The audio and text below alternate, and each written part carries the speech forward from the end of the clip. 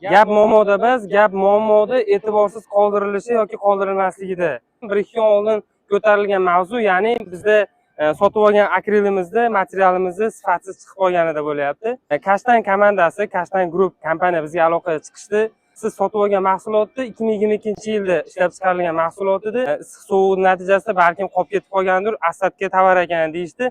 Biz sizga qattan bo'lmasin yangi tovarni jo'natamiz deyishdi va Farg'onadagi eng yaqin hamkorlari Sirojin aka menga aloqaga chiqishdi. Kech bo'lishiga qaramasdan soat 10 da adashmasam aka, uyqusini buzib o'zi ham menga aloqaga chiqdi. Alyorga nima holat, nima vaziyat? Aka shunaqa bo'ldi, prosta istoriya bilan bo'lishdi. Mana o'zlaringiz ham ko'rdilaringiz, ko'pchilik mebelchilar ko'rishdi.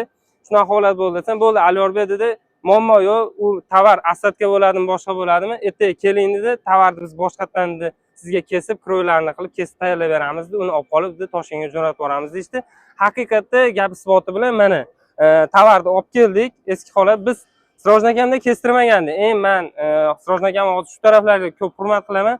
Bu tovar zamin barakada kesilmagan edi, ya'ni uslugada foydalanmagandik.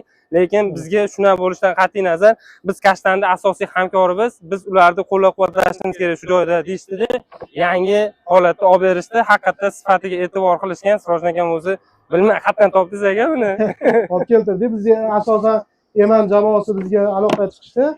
Eman deylar o'zi olib berib bizga bir dona akrilni hamma yo'g'ini ko'tarib tayyorlatib berishdi. Asosiysi kuch birlikda inshaalloh xudosi bunaqa kamchiliklar bartaraf qilishga harakat qilamiz.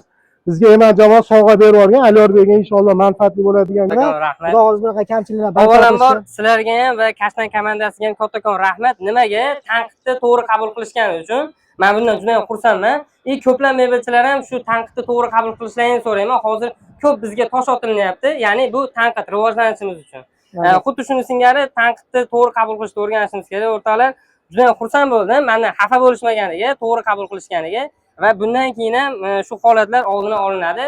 Hech bo'lsa ham baribir sohaga rivoji qo'shiladi degan umiddaman. Aka, kattakon rahmat. Inshaalloh. Hamkorligingiz bardavom bo'lsin. Rahmat, sog' bo'ling.